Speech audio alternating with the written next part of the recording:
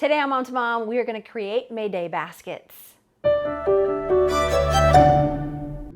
If you're looking to spread a little extra joy by the end of this weekend, we can ring in the new season by creating these May Day baskets. It's a fun little thing to kind of tell your neighbors that you appreciate them, or if you want to take them to your office and maybe just hang them on the doors of your coworkers. It always brings such joy to their faces, and they're a lot of fun to make. So what you'll need to create these May Day baskets, I have these peat pots, and they come in all different sizes, and the best thing about these is that you can just plant them in the ground, so you really don't have a whole lot of work you have to do there.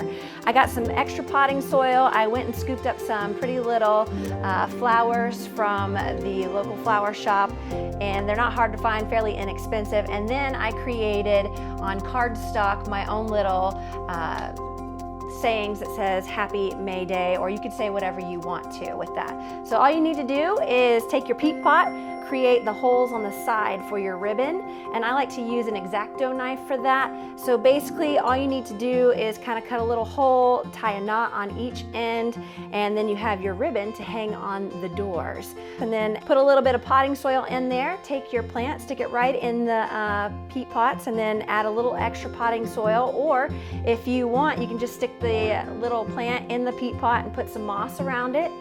It's fairly inexpensive, really fun to do, and hopefully your coworkers or your neighbors will appreciate the effort. And if you have any wonderful ideas for next May Day, I would love to hear it. And we'll see you on the next Mom to Mom.